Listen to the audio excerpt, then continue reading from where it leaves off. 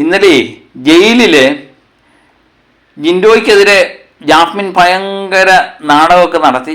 ജിൻഡോയുടെ ശരീരത്ത് ദേഹോപദ്രവം ഏൽപ്പിച്ചു. അങ്ങനെയൊക്കെയുള്ള ഭയങ്കര പരിപാടി. പുറത്തു നിന്ന് ആൾക്കാർ വന്നു, ഫ്രീദു വരുന്നു, ഫിജോ വരുന്നു, അങ്ങനെ എല്ലാവരും കൂടി നിൽക്കുക.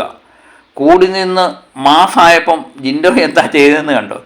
ജിൻഡോ ഒന്നും ചെയ്യാതെ അനങ്ങാതെ ഒരിടത്ത് കിടന്നുറങ്ങുന്ന ജിൻഡോയാണ് കണ്ടത്.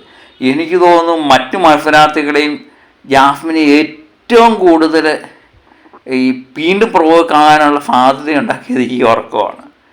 ജാസ്മിൻ ഇവിടെ കിടന്ന് ചിലയ്ക്കുകയാണ്. മറ്റു മത്സരാർത്ഥികളൊക്കെ അങ്ങ് കിടന്ന് ചിലയ്ക്കുമ്പം ഇതൊന്നും അറിയാതെ തലയിൽ കൈവച്ച് കിടന്നുറങ്ങുന്ന ജിൻഡോയെ നമുക്കവിടെ കാണാൻ പറ്റും.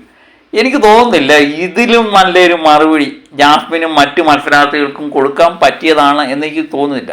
എനിക്ക് തോന്നുന്നു മറ്റ് ശ്രീരേഖയ്ക്കായിരിക്കും ഫിജോയ്ക്കായിരിക്കും ഇങ്ങനെ ഏറ്റവും വലിയ പ്രശ്നങ്ങൾ പട്ടി ഷോ ഒക്കെ കാണിക്കാനുള്ള കാരണം ഇത് തന്നെയാണെന്ന് തോന്നുന്നു. നമ്മൾ ഒരാളോട് കിടന്ന് ചരച്ച് കഴിഞ്ഞാൽ അയാളൊന്നും മിണ്ടുന്നില്ലെങ്കിലേ നമ്മൾ എന്ത് ചെയ്യാൻ പറ്റും? നമുക്ക് അവിടെ കണ്ടൻറ്റ് കിട്ടാതാവും. അതുതന്നെയാണ് ജിൻഡോ അവിടെ കാണിച്ചത് എന്ന് തോന്നുന്നു. ഒരു പക്ഷേ ജിൻഡോ അവിടെ കിടന്ന് ജിൻഡോയും ബഹളം വെച്ചിരുന്നെങ്കിൽ രണ്ട് ഭാഗമായി മാറിയേനെ. നമ്മളായാലും പുറത്ത് നിന്ന് നോക്കുവാണെങ്കിലും പറയും അതിൻ്റെ കാര്യമില്ലായിരുന്നു, ജയിലിലല്ലേ, പെൺകുട്ടിയല്ലേ എന്നൊക്കെയുള്ള പല കമൻറ്റുകളും വരായിരുന്നു. പക്ഷേ ഇത് ജാസ്മിൻ മാത്രം ഒരു വശത്ത് നിന്ന് നിരന്തരമായി ജിൻഡോ ആക്രമിച്ചുകൊണ്ടിരിക്കുമ്പോഴും ജിൻഡോ ഇതൊന്നും മൈൻഡ് ചെയ്യാതെ കിടന്നുറങ്ങുന്ന ജിൻഡോയെ നമുക്ക് അവിടെ കാണാൻ പറ്റി. അതാണ് മാഫ് എന്ന് എനിക്ക് തോന്നുന്നു. നിശബ്ദമാകേണ്ടടുത്ത് നിശബ്ദമാകാനുള്ള ജിൻഡോയുടെ കഴിവ് ഈ സീസണിൽ മൊത്തം നമുക്ക് തെളിഞ്ഞു കാണാൻ പറ്റും.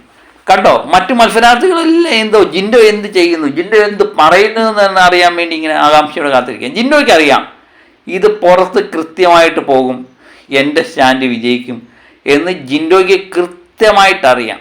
അതാണ് ജിൻഡോ ഇങ്ങനെ പെരുമാറിയത്.